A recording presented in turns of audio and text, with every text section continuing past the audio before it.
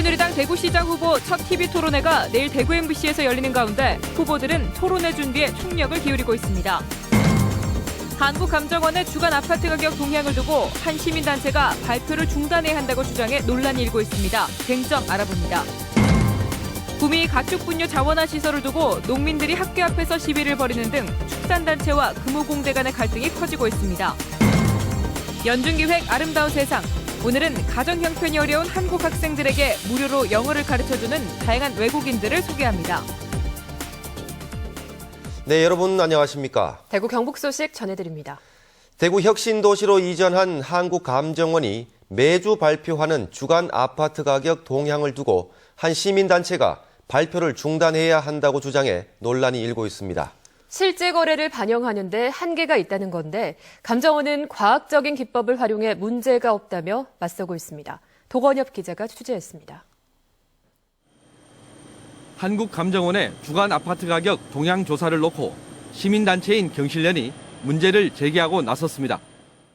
지난달 초 2주 동안 서울의 전세 거래를 자체 분석한 결과 단지별로 평균 주당 0.24건이 거래돼 주간 단위로 가격 변화를 비교할 기초 자료가 없다는 겁니다. 집 주인이 내놓는 가격, 즉 호가 위주로 가격 상승률이 산출돼 결과적으로 주거 불안정을 부추길 뿐이라며 발표를 중단해야 한다고 주장했습니다. 국민들한테 도움이 되기보다는 세입자분들은 조급함을 느낄 수밖에 없고 집주인분들은 호가를 높이는 부작용이 나타나서 아파트 실거래가 신고는 계약을 한 뒤 60일 안에 하도록 돼 있기 때문에 주간 단위의 조사에 반영하기는 어렵다는 문제 제기가 계속돼 왔습니다.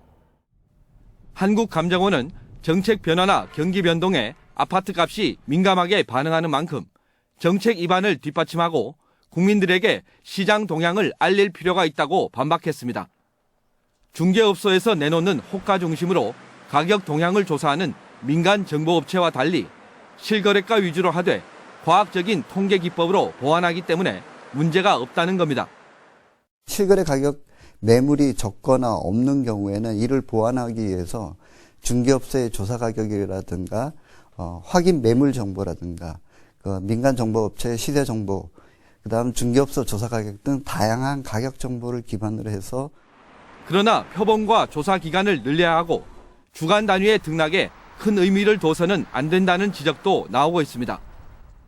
이런 데이터를 전부 다 계절적이라든지 연달에 6개월 이상의 추세 흐름에 있어서 부동산이 어떻게 흘러가고 시장이 어떻게 흘러가고 있는가를 판단하는 증거로서 그렇게 활용하시는 게 좋을 것 같고. 세계적으로도 공공기관이 주간 단위의 부동산 가격 조사를 발표하는 곳은 우리나라가 유일한 만큼 논란은 쉽게 가라앉지 않고 있습니다. MBC 뉴스 도건협입니다. 시중에 유통되고 있는 약초 분말에서 기준치의 37배가 넘는 쇳가루가 나왔다는 보도 어제 해드렸습니다. 분쇄기 때문인데 금속성 이물질 제거 장치를 설치하도록 규정이 만들어졌지만 있으나 만합니다. 도성진 기자가 취재했습니다. 친환경 유기농 인증이라며 약초 분말과 환 제품을 팔아온 대구의 한 업체. 그런데 약초 분말과 환에서 기준치의 최대 37배를 넘는 쇳가루가 나왔습니다. 쇳가루 나는 부분에 대해서는 어떻게 결과가 그렇게 났기 때문에 제가 드릴 말이 없습니다. 면목 없습니다. 식약처는 말린 약초를 가는 과정에 주물로 된 날개에 마모가 일어나 쇳가루가 생긴 것으로 추정하고 있습니다. 문제는 이 업체만이 아니라 분쇄기를 사용하는 제품마다 쇳가루가 나올 가능성이 크다는 것입니다. 날개에 경도가 높은 초경합금을 더 씌우고 자주 교체를 해주면 쇳가루 발생을 줄일 수 있지만 비용 부담 때문에 잘 쓰지 않습니다. 주물로 말고 초경합 붙여간다고 날개 하나가 50만 원이든 이래 70만 원까지 가버리는데 일반 과학관의 기계를 4대 5대 가지고 있는 사람들이 그걸 다 쓸 수가 있겠습니까? 지난 2007년 고춧가루에서 기준치 이상의 쇳가루가 나온 이후 분쇄기에 자석 설치가 의무화됐지만 거의 지켜지지 않고 있습니다. 영세한 방앗간들은 분쇄기보다 쇳가루가 더 많이 생기는 톱니형 롤러를 쓰고 있고 금속 이물질을 제거하는 장비는 거의 없거나 무용지물인 경우가 대부분입니다. 자석을 달아야 돼요, 우리가. 우리는 아직 안 달았지, 이게 새 거니까. 금속성 이물질 제거 장치를 설치하도록 하는 규정이 있긴 하지만 유명무실한 형편이어서 분말식품에 대한 불안감은 커질 수밖에 없습니다. MBC 뉴스 도성진입니다. 안동의 시가지 곳곳이 높이가 낮은 굴다리 때문에 통행에 어려움을 겪고 있습니다. 화물차는 물론 소방차도 못 지나가는 경우도 있습니다. 엄지원 기자가 취재했습니다. 안동시 벚꽃 축제장 뒤편, 시내와 곧장 연결되는 굴다리입니다. 2m가 조금 넘는 높이 제한에 차들이 아슬아슬하게 겨우 통과합니다. 한 봉고차는 굴다리 위에 자재가 걸려 아찔한 장면을 연출합니다.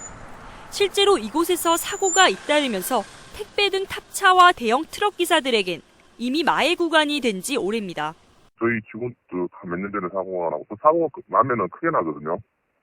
타짜 같은 위에 돌리니까 시속 50km, 60km 달리다가 위에 완전 걸려서 탑이 다 날아가죠. 더 심한 곳도 있습니다. 이 마을 진입로 굴다리의 경우 1.8m로 높이가 채 2m도 안 됩니다. 소방차 높이 3.3m, 화재시 소방차 진입도 불가능한 상태입니다. 수년째 마을 입구를 가로막고 있는 이 철로길로 인해 10여 가구가 사는 마을은 또 하나의 섬이 되고 있습니다. 화물차는커녕 승용차 한 대가 겨우 지날까 말까 좁은 데다 도로에는 물까지 가득 들어차 있습니다. 300~400m를 돌아오는 샛길만 하나 있을 뿐 10년이 넘도록 주민들은 불편을 겪고 있습니다. 승용차만 다닐 수 있지, 큰 차가 예를 들어가 공사를 한다든지 그 자재를 싣고 와야 될 입장 같으면 전혀 들어오지를 못해요. 지자체마다 잉여 예산 처리를 위해 연말마다 멀쩡한 보도블록을 갈아엎는 사이 기본적인 주민 불편은 더해지고 있습니다. MBC 뉴스 엄지원입니다.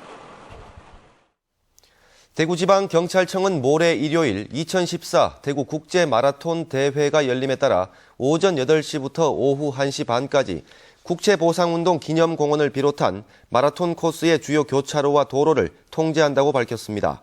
경찰은 마라톤 진행 시간 동안 극심한 교통 혼잡이 예상돼 대중교통을 이용해달라고 당부했습니다. 새누리당 대구시장 후보 경선을 앞두고 첫 TV토론회가 내일 오후 대구 문화방송 주최로 열립니다. 후보들은 내일 토론회가 경선에 결정적인 영향을 미칠 것으로 보고 준비에 총력을 기울이고 있습니다. 서성원 기자의 보도입니다. 새누리당 대구시장 경선 후보 첫 TV 토론회를 하루 앞두고 4명의 후보들은 외부 일정을 가급적 줄이고 토론회 준비에 몰두했습니다. 송곳 질문에 대비해 공약을 다시 점검하고 실현 가능성을 입증할 수 있는 자료를 준비하는가 하면 상대 후보의 빈틈을 파고들 수 있는 논리 개발에 매달렸습니다.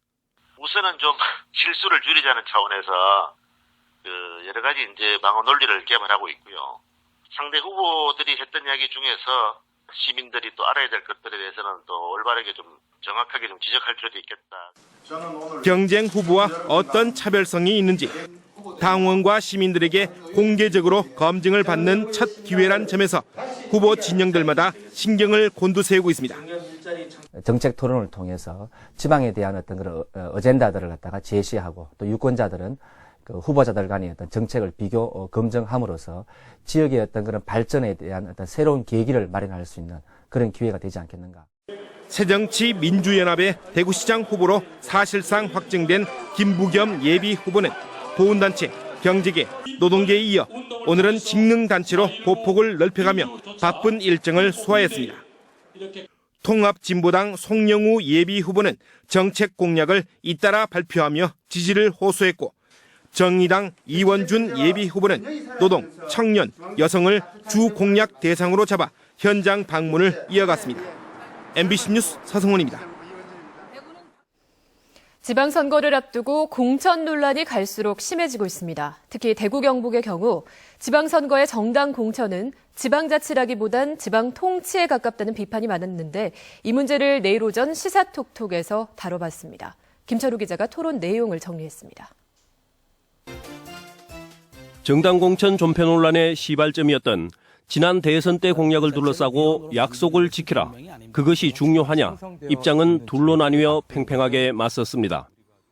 제가 기억하기에 박근혜 대통령께서 그 약속을 하시면서 후보 시절에 국민들에게 공천권을 돌려드리겠습니다. 이렇게 말씀하셨던 것 같습니다. 이제 지금 약속을 안 지키시면 국민들에게 공천권을 못 돌려드리겠습니다. 이렇게 말씀하시는 꼴이에요. 공천, 무공천 관련 이 논쟁은 법을 개정해야지 사실 되는 거 아니겠습니까? 그래서 법 개정이 되지 않은 상황에서 지금 새정치연합에서 이렇게 장외 투쟁을 하겠다라고 나오는 거는 지금 좀 정당으로서의 책임을 좀 져버린 게 아닌가 하는 그런 생각이 좀 들기도 하고요.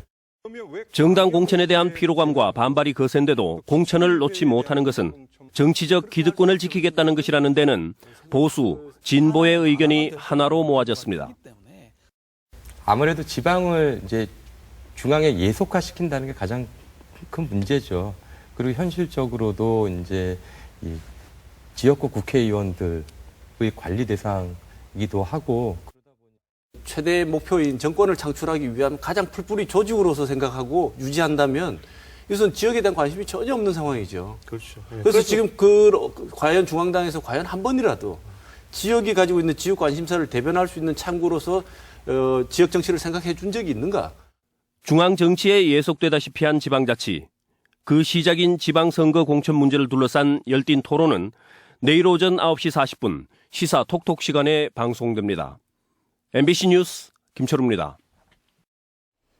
새누리당 중앙당 공천관리위원회 관계자는 권오을 박승우 예비후보가 김관용 예비후보에 대해 제기한 의혹은 당 클린 공천 감시단으로 넘겨 검증하되 경선 일정은 예정대로 진행하기로 했다고 밝혔습니다. 공천위는 또 대구 중구 기초단체장 후보 2명을 심사한 결과 윤순영 현 구청장을 새누리당 대구 중구청장 후보로 공천하기로 했습니다. 한편 새누리당 경북공천관리위원회는 경산 최영조, 고령 곽용환, 군위 장욱, 안동 권영세, 봉화 박노욱, 문경 고윤환 시장 등 현 군수와 시장 6명을 기초단체장 후보로 공천 내정했고 광역의원 후보 21명도 공천 내정했습니다. 구미 가축분뇨 자원화 시설을 두고 축산단체와 금호공대 간 갈등이 커지고 있습니다. 양측이 합의점을 찾지 못하고 있는데 사업이 무산될 수도 있습니다. 이상석 기자가 보도합니다. 경찰이 금호공대 정문을 막고 있는 가운데 구미 지역 축산 농민들이 학교 진입을 시도합니다. 대학 측이 학교로부터 1km 이상 떨어진 곳으로 가축 분뇨 자원화 시설의 입지를 옮길 것을 요구하자 농민들이 시위에 나선 겁니다. 축산단체들은 대학 측이 일주일 전에 악취를 줄일 수 있는 시설을 보완해 시설을 짓기로 동의했다며 합의 사항을 지키라고 요구하고 있습니다. 우리 축산농가는 생존권이 달리는 이런 사업입니다. 이 사업이 관철될 때까지, 현 위치에서 관철될 때까지 투쟁을 해야죠. 하지만 대학 측은 기숙사에서 400여 미터 떨어진 곳은 받아들일 수 없고 악취 저감 시설을 확인한 다음 시설을 짓기로 했다며 합의 사항은 의견 차이가 있다고 밝혔습니다. 학생들의 생활권이나 학습권 보장하는 측면에서 되게 중요하기 때문에 총장님께서는 이 학교 기숙사 바로 밑에 두는 거는 이거는 아니다 이렇게 말씀을 하시는 겁니다. 축산단체와 대학 간의 입장이 팽팽하게 맞서면서 사업 자체도 무산될 상황으로까지 치닫고 있습니다. 지난해 예산에 국비와 시도비 30여억 원이 반영된 만큼 올해도 착공을 못하면 사업비를 반납해야만 합니다. MBC 뉴스 이상석입니다.